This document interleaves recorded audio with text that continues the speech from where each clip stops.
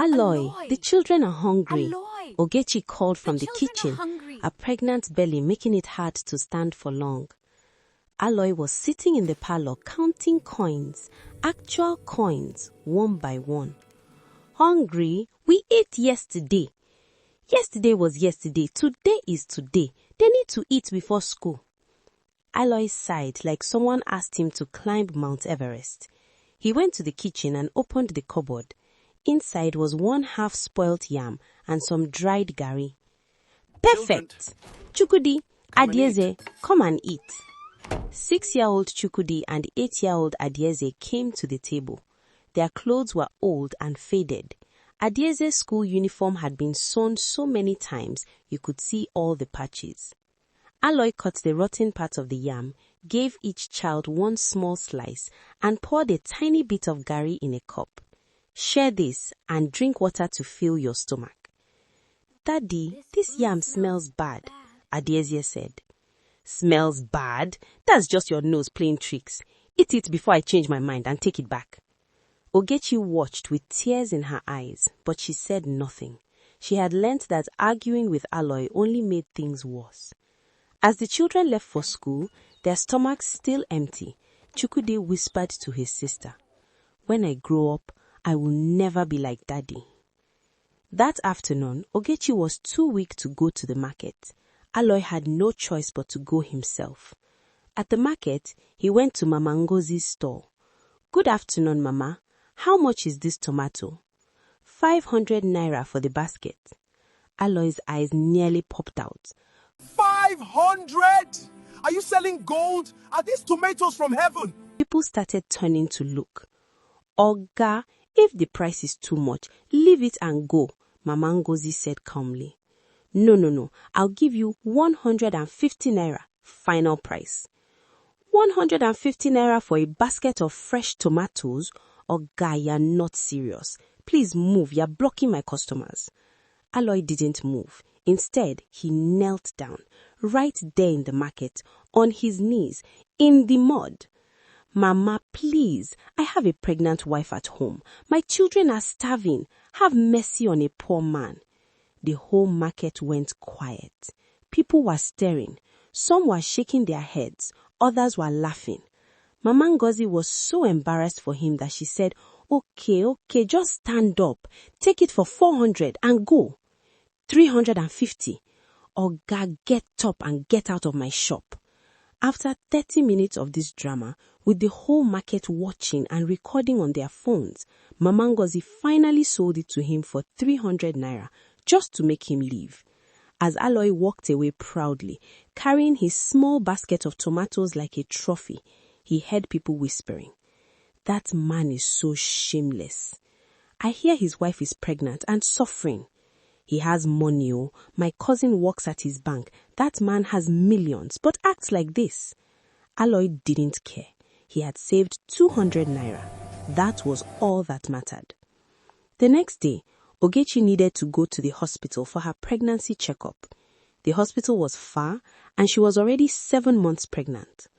"Aloy, please give me money for transport. I need to see the doctor today." Aloy looked up from his calculator. "Transport? How much?" "Taxi is 1,500 naira there and back." Aloy jumped up like someone stabbed him. 1,500 naira to sit in a car for 20 minutes. Are they flying you there in a helicopter? "Aloy, I'm 7 months pregnant. I can't walk that far. I can't stand in hot sun waiting for bus." "Nonsense. Exercise is good for pregnant women. I read it online." He threw 200 naira on the table. "Take bus, change bus 2 times. Total cost 200 naira. You save us 1,300 naira. Ogechi picked up the money with shaking hands. She was too tired to fight. At the bus stop, she stood in the hot sun for 1 hour. The first bus was so packed, people were literally hanging out the door. She managed to squeeze in, her pregnant belly pressed against strangers. A woman looked at her with pity. "Sister, are you okay? You shouldn't be in this condition in this bus." Ogechi just nodded, fighting back tears. She had to change buses 2 times, standing in the sun each time. By the time she reached the hospital, she was exhausted, sweating, and feeling dizzy. The doctor examined her and got angry. "Mrs. Aloy, your blood pressure is very high. Why did you stress yourself to come here? I told you to rest and avoid stress." "Doctor, I took the bus." "Bus? In your condition? Where is your husband?" Ogechi said nothing. What could she say? The doctor called Aloy. "Mr. Aloy, your wife's blood pressure is dangerously high. She needs to be admitted for observation. We also need to run some tests." "Admission? Tests? Doctor, how much will this cost?" "Sir, your wife and baby's health is at risk.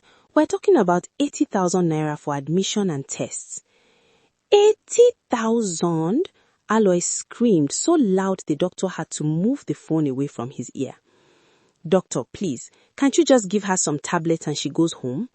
"Mr. Aloy, this is serious. If we don't monitor her, she could have complications. The baby could be at risk." "Doctor, let me think about it and call you back." He hung up. For 2 hours, Ogechi sat in the hospital waiting, watching other families come and go, while her husband thought about it. Finally, Aloy called back. "Doctor, we'll do home rest. Send me the prescription, I'll buy the drugs." The doctor was furious, but he had no choice. He wrote the prescription and sent Ogechi home with strict warnings. When Ogechi got home and showed Aloy the prescription, he went to the cheapest chemist in the area. The pharmacist looked at the prescription and said, "This drug is 15,000 naira. 15,000 for drugs? Do you have a cheaper one?" "Sir, this is what the doctor prescribed for your pregnant wife. But is there a generic version, something less fancy?" The pharmacist got annoyed. "Sir, there's no fancy and not fancy for pregnancy drugs. This is what she needs." After 1 hour of arguing and haggling, Aloy bought a cheaper, older version of the drug that cost 8,000 naira. The pharmacist warned him it might not be as effective, but Aloy didn't care. He had saved 7,000 naira.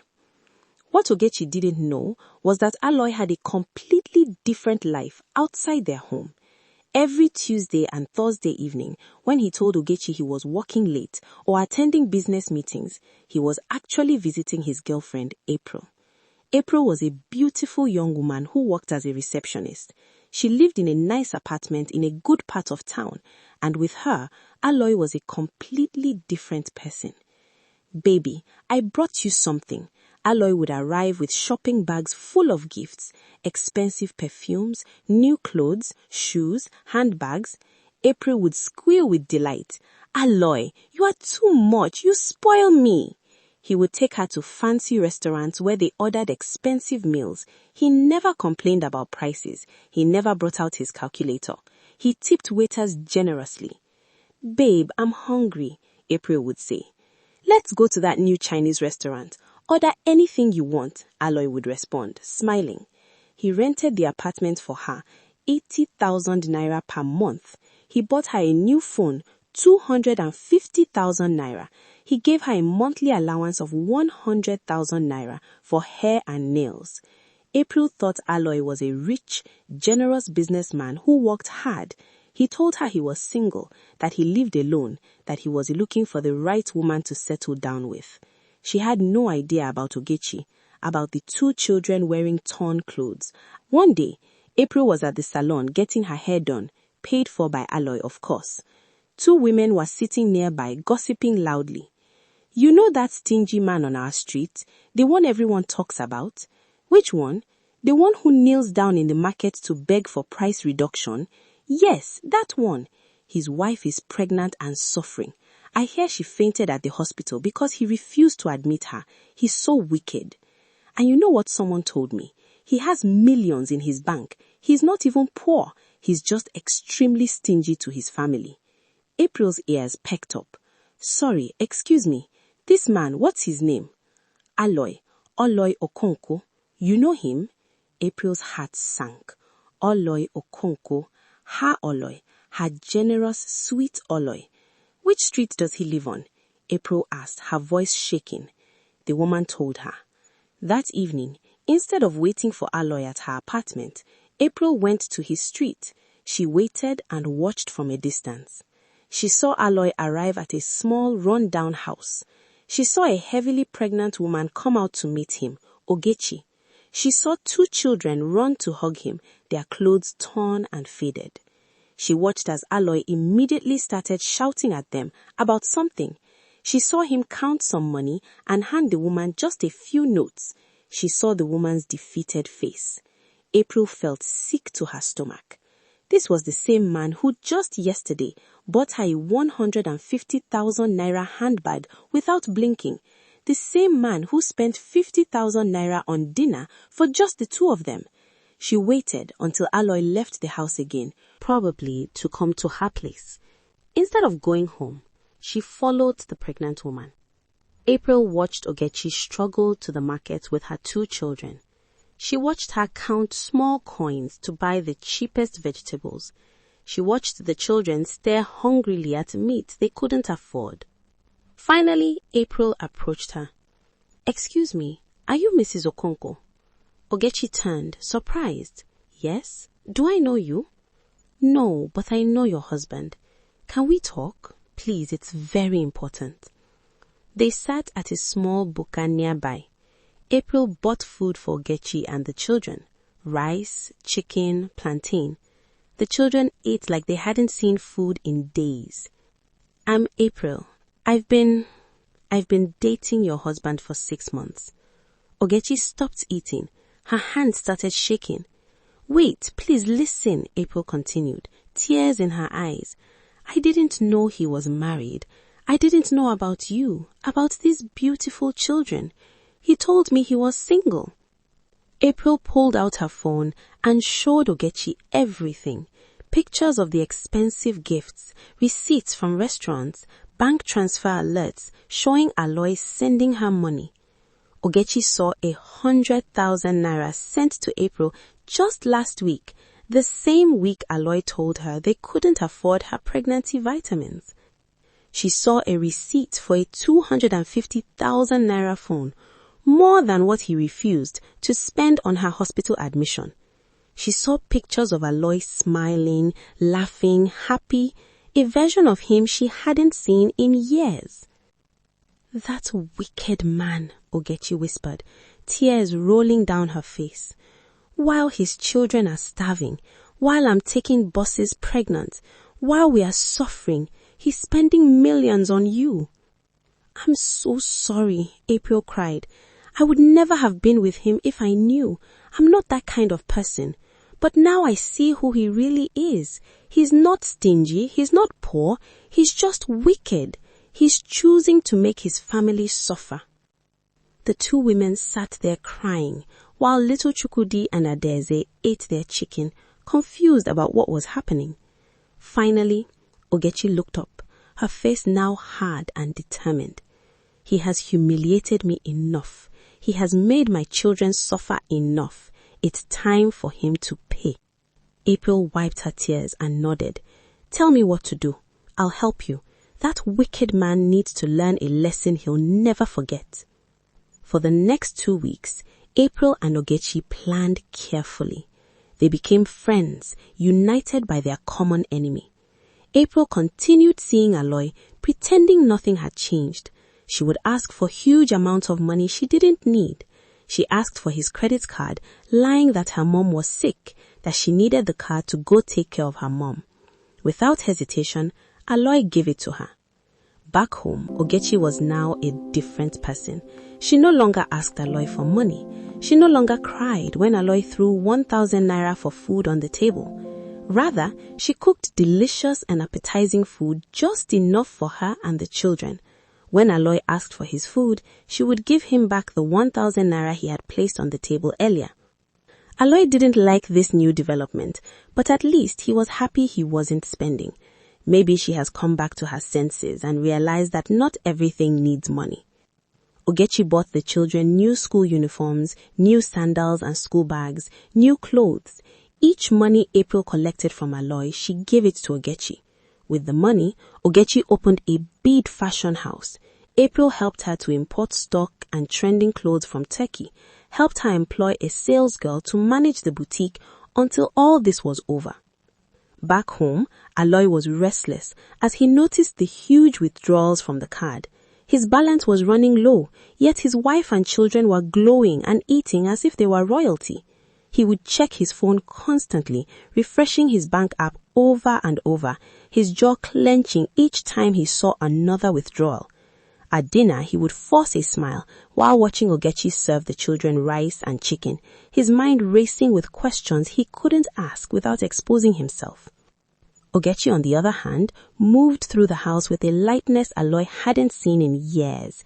She would hum softly while cooking, a small smile playing at the corners of her lips. When Aloy stared at her new wrapper or the children's new shoes, she would look at him with innocent eyes. "Is something wrong, my husband?" she would ask sweetly, and he would shake his head, swallowing his suspicions. One night, Aloy called Ogechi, trying to keep his voice steady. "Nkem, I want to talk to you." Ogechi turned to him, her face the picture of wifely concern. "What is it, my beloved husband?" "The money you have been spending on clothes and food for you and the children is not necessary. I don't know where you get money from, but you can give me the money to save it for you." His hands were trembling slightly as he spoke. "As what?" Ogechi asked, tilting her head innocently. "As your husband," Aloy replied quickly, his voice a bit too loud. Ogechi's eyes sparkled with something Aloy couldn't quite read. "Well, I don't have any money. I've only been surviving by the grace of God." She smiled softly, then turned back to sleep, leaving Aloy staring at her back in frustration. Aloy was angry, but also confused and increasingly nervous.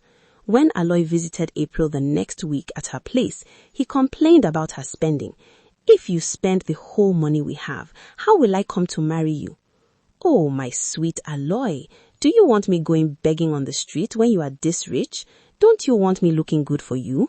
If you don't want me anymore, just say it and stop complaining about little things that don't matter."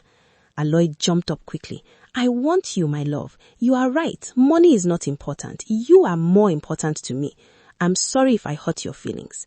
April hugged him gently and said, "It's okay, darling."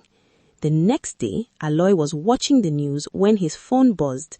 When he checked it, it was a debit of 5 million naira from his account. Aloy shouted, "Blood of Jesus!" His hands shook as he stared at the screen, sweat breaking out on his forehead. When Ogechi, who was in the kitchen, asked him what happened, he bit his lips hard and forced his face into a smile, though his eyes were wild with panic. "It's nothing, my dear, just the things happening in our world today. Such a wicked world." His voice cracked slightly on the last words. Ogechi smiled knowingly, turning back to her cooking to hide the satisfaction in her eyes. She knew April had transferred the 5 million naira to her. She stirred the pot slowly, humming a little tune, while behind her, Aloy sat frozen on the couch, his mind spinning with dread. Aloy rushed to April's house that evening to collect his bank card from her, his shirt damp with nervous sweat. "April, please, I want my card. I need to take care of some things at the office tomorrow and I need cash." He tried to sound casual, but his voice was tight. April smiled sweetly. "Okay, darling, let me get it for you." She brought the card to him, offered him food and wine, chatting as if nothing was wrong. But Aloy couldn't eat. He kept glancing at the card in his hand, his leg bouncing nervously. His mind was racing. Where was my money? He wanted to ask April directly, to accuse her, but fear held his tongue. What if she left him? What if she told people? He smiled weakly at her jokes and left as soon as he could, the card clutched in his sweaty palm. But that was just the beginning for him. The tension in his chest only grew tighter with each passing day. Ogechi and April planned for a Saturday, Aloy's birthday. April told him she was throwing him a surprise party at her apartment. She said to come at 6 p.m. Ogechi reached out to Aloy's mother, a strong, no-nonsense woman who lived in the village, and invited her to the party. Saturday came. Aloy dressed in his best clothes Ogechi had never seen before. Expensive shoes, designer watch, gold chain. He told Ogechi he had a business meeting. He arrived at April's apartment at exactly 6 p.m., smiling and expecting a romantic evening.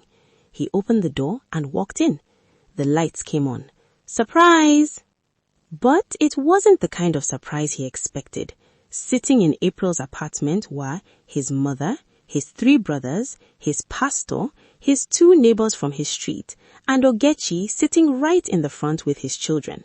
Aloy froze. The color drained from his face.